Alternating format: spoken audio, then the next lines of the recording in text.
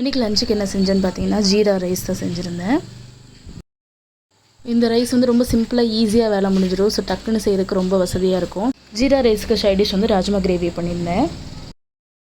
இன்றைக்கி ஒரு கிளைண்ட்டுங்க ஒரு 5000க்கு மேலே இருக்கிற ஒரு saree கொடுத்து அதை வந்து கஸ்டமைஸ் பண்ணி கேட்டிருந்தாங்க. saree வந்து ஃபுல்லாக ஜர்தோசி ஸ்டோன் ஒர்க்கு ஃபுல்லாக ஹெவி சாரீங்க. இதில் பல்லு பார்ட்டில் டபுள் கலர் இருந்தது. அப்புறம் சாரியோட உள் சுற்று ஃபுல்லாகவே வந்து மெரூன் கலரில் இருந்தது. பார்ட்ரு வந்து பல்லு பார்ட்டில் வந்து மேலே இருந்துச்சு. நார்மல் இதில் வந்து கீழே சின்ன பார்டர் இருந்துச்சு. ஸோ இது எல்லாமே ஒரு பிளான் பண்ணி ஒரு ட்ரெஸ்ஸாக டிசைன் பண்ணலாம் அப்படின்னு சொல்லி தான் பிளான் பண்ணியிருந்தோம். ஸோ இதில் எல்லாமே ஹெவி ஒர்க்குங்க. ஸோ இது எதுவுமே மிஸ் பண்ண வேண்டாம் அப்படின்னு சொல்லிட்டு ஃபுல் லாங் ஃப்ராக் தான் போட்டிருக்கேன். ஸ்லீவ்ஸில் கொஞ்சம் துணி பத்தாதனால பார்டர் அட்டாச் பண்ணி ஸ்லீவ் லென்த்தை வந்து க்ரியேட் பண்ணி வச்சுருக்கேன். ஸோ ஃபைனலி நிறைய யோசிச்சு நிறைய பிளான் பண்ணி எந்த ஒரு ஒர்க்குமே வந்து வேஸ்ட் ஆகாத மாதிரி இந்த ட்ரெஸ்ஸை வந்து டிசைன் பண்ணி வச்சுருக்கோம். ஸோ ஸ்டிச் பண்ணதுக்கப்புறமா ரொம்ப அழகாக வந்துருந்துச்சுங்க. சூப்பராக இருந்தது.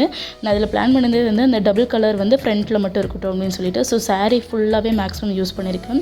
ஸோ ஃப்ரண்ட்டில் வந்து டபுள் கலர் வர மாதிரியும் பேக்கில் வந்து சேம் கலர் வர மாதிரியும் தான் பிளான் பண்ணியிருக்கேங்க. அந்த சின்ன பார்டர் வந்து எங்கெங்கே வரணுமோ அதெல்லாம் பிளான் பண்ணி யூஸ் பண்ணியிருக்கேங்க. உண்மையாலுமே வந்து ஸ்டிச் பண்ணதுக்கப்புறம் அவ்வளோ அழகாக இருந்தது. இதை போட்டு பார்த்துட்டு கிளைண்ட்டுமே ரொம்ப எனக்கு நல்ல ரிவ்யூ கொடுத்தாங்க. நிறைய பேர் நல்லாயிருக்கு அப்படின்றது சொல்லியிருந்தாங்க. இதுக்கேற்ற மாதிரி ஒரு ஷால் ரெடி பண்ண சொன்னாங்க. அவங்க ஓல்டு ஷால் கொடுத்து இதில் ஏதாச்சும் ரீக்ரியேட் பண்ண முடியுமான்னு கேட்டிருந்தாங்க. ஸோ சாரியோட பார்டர் வச்சு ஃபினிஷ் பண்ணி. ஸோ உங்களுக்கு ஏதாச்சும் வேணும்னா கான்டாக்ட் பண்ணுங்கள்.